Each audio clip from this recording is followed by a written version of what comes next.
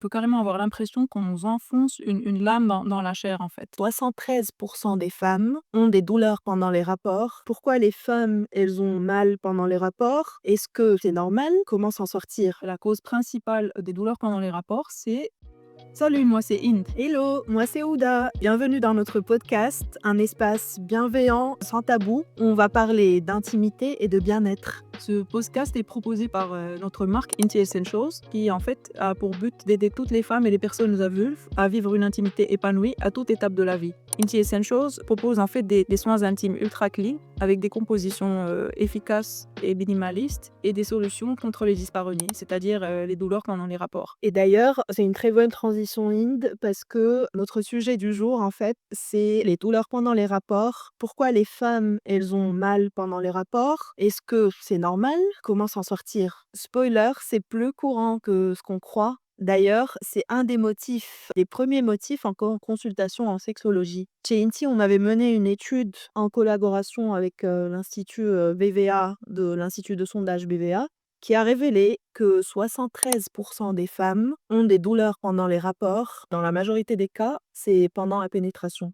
Les résultats du sondage qu'on a mené avec BVA rejoignent un petit peu les résultats d'autres études cliniques assez connues, et aussi ce qu'on retrouve un peu dans la réalité. Les douleurs intimes, ce n'est pas du tout une histoire marginale ou anecdotique. Au contraire, ça arrive à beaucoup de femmes, beaucoup de personnes, mais malheureusement, ça reste tellement tabou que beaucoup en fait n'en parlent pas et le vivent seuls. Et aussi qui culpabilisent à fond alors que ça ne devrait pas être le cas. En fait, ça me rappelle que la première fois que j'avais moi-même eu des difficultés à ce niveau-là et que j'avais ressenti des douleurs intimes, j'étais allée consulter un gynécologue qui m'avait en fait conseillé je me rappelle qu'il m'avait dit de prendre un verre de vin avant d'avoir un rapport pour essayer de me détendre, et cetera. À l'époque, je t'avoue que j'avais trouvé ça un peu, son conseil un petit peu, bizarre, un peu farfelu quand même, on peut dire ça. Mais je me sentais quand même seule dans ma tête et c'était pas très facile à vivre. Donc si vous aussi vous vous reconnaissez dans cette histoire, soyez rassurés, vous n'êtes pas les seuls. Avoir mal pendant les rapports, ce n'est pas normal. Si vous aimez ce type de contenu, n'hésitez pas à liker cette vidéo et à vous abonner à notre chaîne. Alors déjà, c'est quoi au juste avoir mal pendant les rapports? Parce que ça peut vouloir dire plein de choses. Absolument, ça peut être plein de choses. Ça peut être, par exemple, une sensation de brûlure à l'entrée, des picotements comme des coupures, et on peut carrément avoir l'impression qu'on nous enfonce une lame dans la chair, en fait. Et le pire, c'est que des fois, ça peut aussi être une douleur, je sais pas si c'est le pire, mais en tout cas, des fois, ça peut être une douleur plutôt diffuse, une douleur, vraiment qu'on sent, profonde, qui peut apparaître dans certaines positions. Mais alors dans ce cas, je peux t'assurer que c'est encore plus compliqué de l'expliquer sans avoir, l'air d'exagérer. Et ça peut en effet toucher toutes les femmes à plusieurs étapes de leur vie, notamment pendant la grossesse, postpartum, la préménopause, oui, Même des femmes plus jeunes, qui n'ont pas encore, qui sont pas dans la grossesse, et cetera. exactement. Et ça peut aussi être dû à des maladies chroniques, à certains troubles, aux périodes de la vie simplement. Quoi qu'il en soit, si vous souffrez de douleurs, pendant les rapports, vous n'êtes pas folle, ni douillette, ni frigide. On vous le répète, la douleur n'est pas dans votre tête. Alors, pourquoi on a mal? D'après une étude de la Mayo Clinic, la cause principale des douleurs pendant les rapports, c'est, on vous laisse, deviner et nous mettre un peu ce que vous en pensez, en commentaire. Mettez vos hypothèses. Ben, en fait, c'est le manque de lubrification. D'ailleurs, j'avais lu que 7 fois sur 10, c'est en effet c'est le manque de lubrification. Tu dis là un point important d'ailleurs. En fait, on peut pas vraiment dire qu'elle ne mouille pas, c'est plutôt il n'y a pas assez de lubrification. Parce qu'en réalité, on va dire que la lubrification naturelle n'est pas forcément la mise en cause. À vrai dire, c'est un peu le script, on va dire, de la sexualité plus hétéronormée, plus classique, qui, à mon avis, et je suis sûre que tu serais d'accord, y contribue, beaucoup. On n'accorde pas assez d'importance à ce qui se passe avant ces rapports ou avant cette pénétration.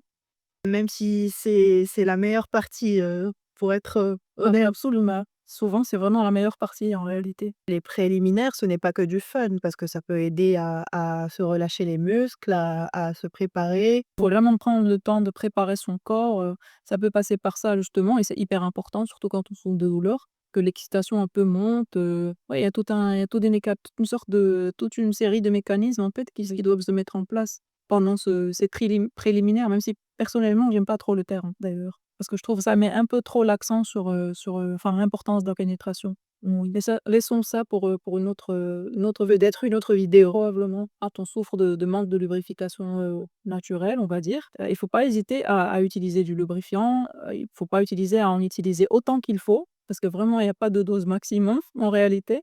Mais par contre attention, parce que pas tous les lubrifiants, se valent. Faut éviter les lubrifiants et des ingrédients irritants comme, par exemple les parabènes ou les glycols, ou les parfums, par exemple. D'ailleurs, chez Inti, on a complètement banni ce genre d'ingrédients de notre formule de lubrifiant. Donc on a un lubrifiant intime, à base d'eau qui contient de l'aloe vera et de la carrageenan pour être le plus, on va dire, le plus toléré possible par les muqueuses intimes. D'ailleurs, son pH est acide, enfin vraiment comme le pH de la zone intime, ce qui fait qu'il respecte totalement, la flore, vaginale ou vulvo-vaginale, de façon générale. Et d'ailleurs, ça le sent absolument rien. C'est sans parfum. Soyeuse, une texture soyeuse, non collante par contre et il dure, assez longtemps.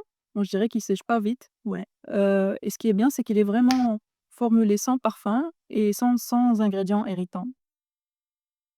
Voilà, on peut voir la texture, c'est vraiment ça ne sèche pas. Ça ne sèche pas vite. Parmi les autres causes de douleur, on a les traitements hormonaux, les troubles comme le vaginisme et la vulvodynie et aussi l'endométriose. D'ailleurs, Adnan, est-ce que tu pourrais nous expliquer la différence entre le vaginisme, la vulvodynie et l'endométriose?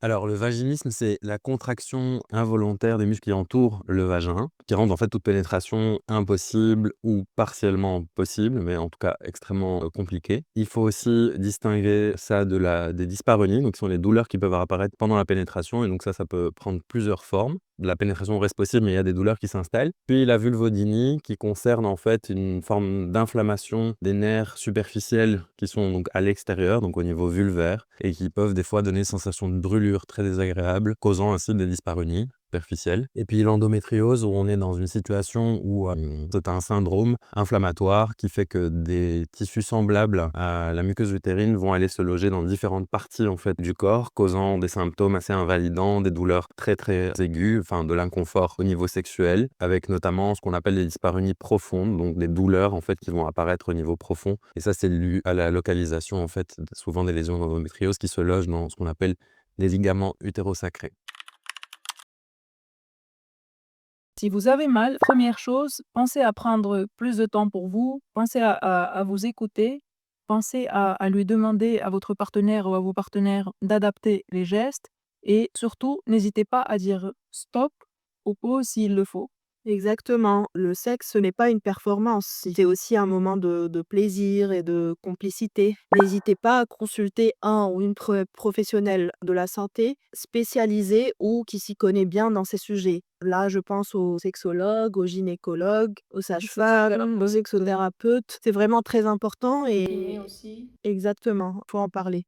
Et troisième chose, je dirais qu'il ne faut pas hésiter à se tourner un peu vers ces outils qu'on a mentionnés, par exemple dans le lubrifiant, mais pas que le lubrifiant. Par exemple, chez Inti, on propose aussi des solutions contre les dyspareunies comme les dilatateurs en cas de vaginisme ou quand on a des problèmes, par exemple d'atrophie à la ménopause ou après une chimiothérapie ou après une chirurgie, ça peut être super utile. On a aussi les anneaux, Onot qui sont en fait ces anneaux empilables, fabriqués dans une matière, malléable qui en fait sont hyper, pratiques quand on souffre d'endométriose ou de douleurs un peu liées à la pénétration ou par exemple quand on a l'utérus, rétroversé. Et aussi, ils ont cet effet, second peau qui fait qu'on les sent même pas, Oui, ils sont vraiment à peine perceptibles, par les êtres de mer. D'ailleurs, si c'est un sujet qui vous intéresse, si vous voulez savoir comment ça fonctionne et si vous voulez en savoir plus, n'hésitez pas à nous le laisser en commentaire qu'on vous fasse une vidéo dédiée à ce sujet. Donc, à vos claviers.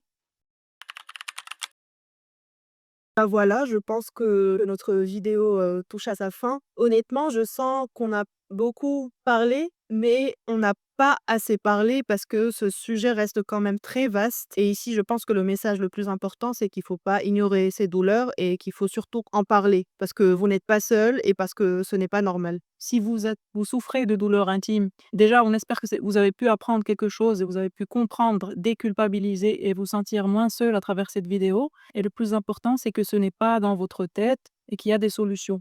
Je laisse un peu Adnan nous partager sa conclusion. On vous dit, à très bientôt en espérant que vous allez, surtout vous rappeler de liker, de vous abonner à la chaîne et surtout pour ne pas rater des contenus, similaires à celui-ci, très prochainement. Merci les filles. Juste rappeler que les douleurs et les causes d'inconfort sexuel peuvent être dues à plusieurs facteurs, dont notamment en fait, le stress est un des facteurs, on va dire, les plus invalidants. L'existence d'un trauma, l'existence d'une hypertonicité périnéale, donc ça c'est un peu la manifestation physique de certains aspects, je veux dire liés au stress et liés à des expériences traumatiques. Une hygiène en fait intime inadéquate aussi peut causer un tas d'inconforts qui peuvent par la suite se compliquer par de l'inconfort au niveau de la sphère sexuelle, des produits irritants, peu adaptés, ou des mauvais gestes, simplement une mauvaise pratique peuvent des fois compliquer un peu, tout ce qui se passe dans cette sphère. Qui a révélé que 73% des femmes ont des rapports pendant les douleurs et que la majorité